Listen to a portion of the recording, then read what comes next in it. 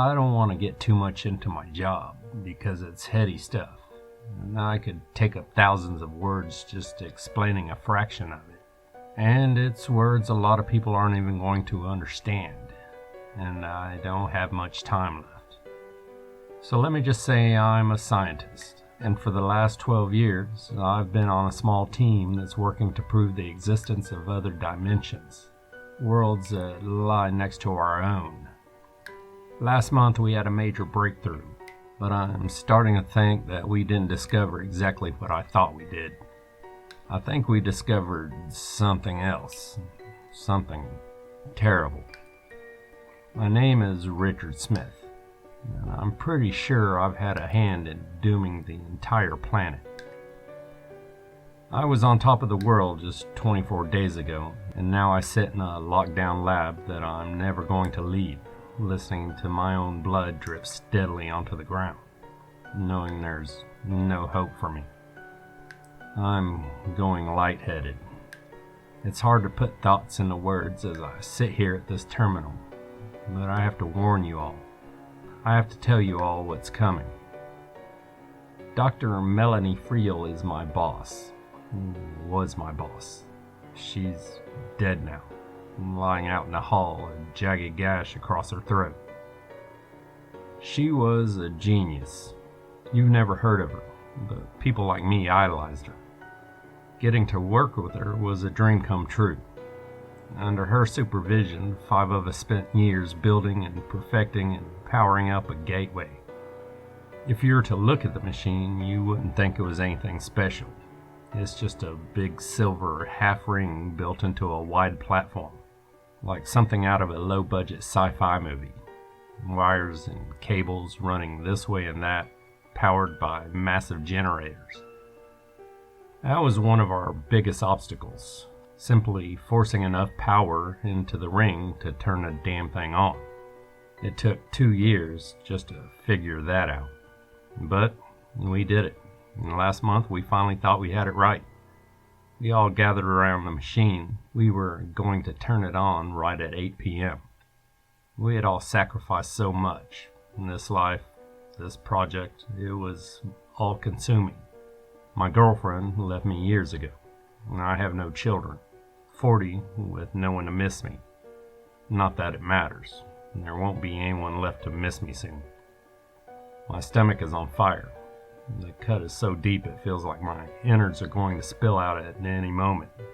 And that's how you're all going to die too, and I've made sure of it. I didn't mean to, and I'm sorry, but that's the truth. Me and the others, we've screwed you over big time. Some will be killed outright, like the 4 of us, but some of you will be changed, added to the army. And the army that will sweep across North America and then the rest of the world. Dr. Friel hit the switch herself, of course, and that sound that filled our little underground lab, a series of 3 rooms and a connecting hallway half a mile under a water treatment facility near Columbus, Ohio, was deafening.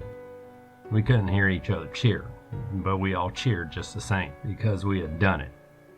A blue shimmering light built up in the middle of the ring, and then it stabilized and we were looking into our lab in another world. We had done it, and that was it for the day. We weren't rushing. We weren't going to be stupid. We killed the portal and we celebrated. But we were eager. We didn't take time off. We wanted to be ready to enter the portal the next morning. We drew straws to see which of us would accompany Dr. Friel into the portal.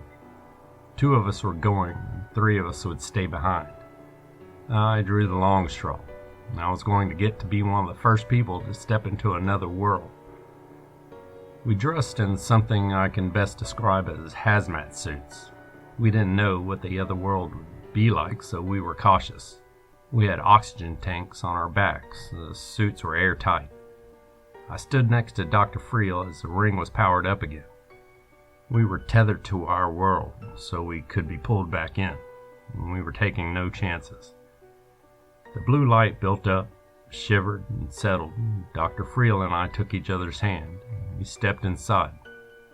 From our side, it was hard to make out the other world. We could tell it was our lab just from the hazy shape of things we could see. The generators, the long desk I sit at now. But stepping through the light, it all became clear. And right away we knew something was wrong. The lab was half destroyed. Tables flipped, instruments scattered. One generator looked as though it had exploded. The long table was intact, with 3 computer terminals upon it, and behind the middle one, a skeleton sat, head thrown back in anguish. Neither Dr. Friel nor myself spoke. We walked further into the lab. The doors were made of glass, and they were yellowed and cracked. In some spots, moss grew on the walls, and the ceiling had caved in over in a corner, and dirt had piled up beneath it. In our world, the doors were pneumatic and open to a button press next to them. I tried the button, and nothing happened. I leaned against the door and was able to slide it open just enough for Dr. Friel and me to enter the hallway. It was empty, save for a human skull down by the door that led to the elevator back to the surface. I tried to push the elevator doors open and was unable to. We checked the other 2 rooms and found more human remains. It was eerie. I couldn't help but think these bones were what was left of our doppelgangers. In another dimension, so closely resembling our world, surely our counterparts had worked on the project as well. Dr. Friel indicated we should return, and we did so. As we re-entered the main lab, I noticed a strange shape in the corner of the room. I made my way to it. It looked very much like a massive wasp nest, brown and papery, stuck to the wall. I didn't touch it. I didn't want to contaminate myself. We returned to the portal and stepped back through to our world. Our team shut down the portal and cheered, but Dr. Friel began to explain what we had seen, and it sobered everyone quickly. The joy we had felt was sucked from the room, and Dr. Friel began making plans. The next day, she was going to return to the other dimension. 2 others would be going.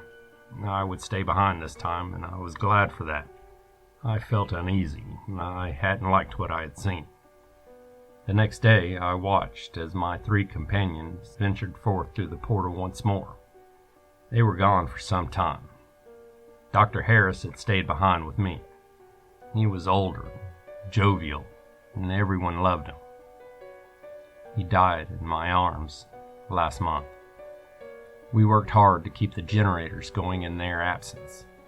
Finally, they returned. They had managed to open the elevator doors, and using a ladder that ran up the shaft, Dr. Friel herself had climbed up. What she saw of the water treatment plant was much like what I had seen in the lab.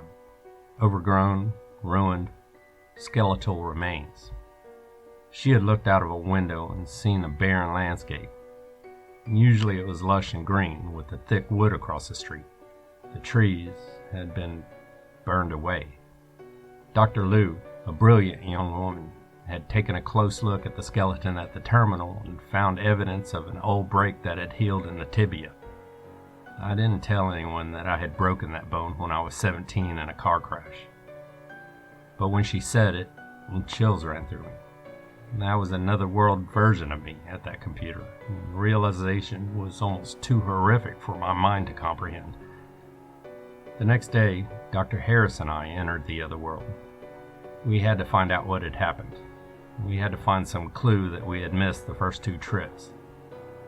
I went to the large fixture in the corner. I had taken a large knife. I wanted to dissect it, to cut a piece off and bring it back. I stood in front of the nest-like fixture and slid the blade carefully inside of it. I made a downward cut. The paper-thin walls of the fixture sliced easily and pulled away from one another. I shouted, jumped back. A humanoid figure was inside, its legs curled up beneath it, its long white arms crossed over its chest. The figure stared. I stepped back until I bumped into the edge of the stage the ring sat upon and fell backward onto my butt. The thing inside the nest was more horrible than I could ever describe. Hairless, tall. It unfolded its limbs and stepped out onto the floor. Its fingers were tipped in inch-long talons. Its eyes were milky white. It looked right at me. It screamed, its jaw opening to an unbelievable length, its teeth many and razor sharp. It rushed toward me, and I jumped up. I ran around the other side of the ring as I called for Dr. Harris. He came running. We rushed through the portal, the beast hot on our heels. I screamed for the others to shut the portal off, but it was too late. The thing came through with us. It slashed at Dr. Harris, cutting deeply into his back and knocking him down. Dr. Liu and Dr. Greenberg ran forward to help him. I just kept running. I ran for the door, slamming my hand on the button to open it. I turned. The portal had been shut off, but the damage had been done. The thing was in there with us, and it leaped at Dr. Liu and bit into her neck. She screamed. The sound so horrible, my eyes tear up, just remembering it. We left her. Somehow, Dr. Greenberg dragged Dr. Harris into the hall, leaving a long trail of crimson behind. Dr. Greenberg was running on adrenaline. Dr. Friel made it to the hall, and we shut the door, but it wouldn't shut. I was still tethered by a cable. The thing came for us. Dr. Friel turned me around, cool and collected, unhooked me. She shoved the tether through the door and slid it shut. She went to a panel on the wall and locked down the lab. The doors couldn't be opened now, not without a passcode that had to be entered into one of the terminals in the other room, the one we had just locked a creature inside. Of course, in a horrible turn of events, there had been a terminal in the smaller lab next to the larger one, but we had moved it into the main lab as well, needing its computing power near the end of the project. We were stuck. The third room in the underground lab was a small sleeping quarters and a kitchen area. We moved Dr. Harris there, laying him on a cot. He didn't make it through the night. I sat with his head in my lap as he died. Days passed. Weeks passed.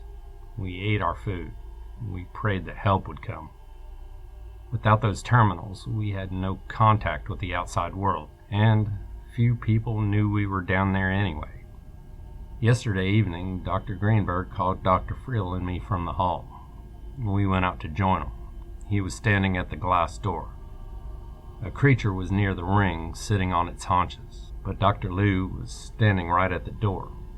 So pretty in life, she had begun to mutate. The thing's bite had changed her. Her face was pale and elongated. Her skin was bloody and torn where her arms had begun to stretch. She smiled at us. Some of her teeth had fallen out, were being replaced with longer, needle-like ones. She was turning into one of those creatures. She turned and moved to the middle terminal. She began to type. With a beep, the door slid open, and I turned and ran. I ran for the living area. It was just a regular door here, and I slammed it open and then spun and shut it behind me.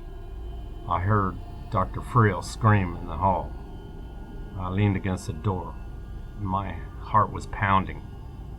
The sounds I heard on the other side of the door stay with me, and I hear them every moment now. Dr. Greenberg pleaded for his life. The roar of the creature, splattering, thumping. I leaned against the door and I prayed they wouldn't come through. I don't know how long I stood there. It felt somehow like both hours and minutes. Finally, I had no other choice. I had to go out. The hall was covered in blood. Dr. Friel lay by the door, her throat torn open. Dr. Greenberg was in pieces, his arm here, his torso there.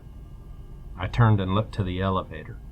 The light there on the silver panel next to the doors glowed green. I rushed toward it. Behind me, I heard the creature, its feet pounding on the ground. I turned just as it jumped for me. It barreled into me and swiped its hand at me, and I felt its claws tear through my flesh. I screamed and I fell backward, and I saw darkness. When I came to, I was alive. I don't know how. I called for the elevator, but it wouldn't come. I tried to shove the door open so I could get to the ladder, but I wasn't strong enough. Even if I was, I don't think I could climb. I'm going to die down here. That was this morning. I managed to get here to this terminal, right where the other me had died. But I realize something now. That skeleton with the same break and the same bone isn't me from another world. It is me. We didn't find another dimension. We didn't find a parallel world. We found the future, years into the future. And I know now, because I'm all alone, that creature made its way up to the world. Dr. Lou made her way up to the world. And one of them, it can make more, and it will. And the future we discovered is going to come to pass. And for that, I am sorry. I am so sorry.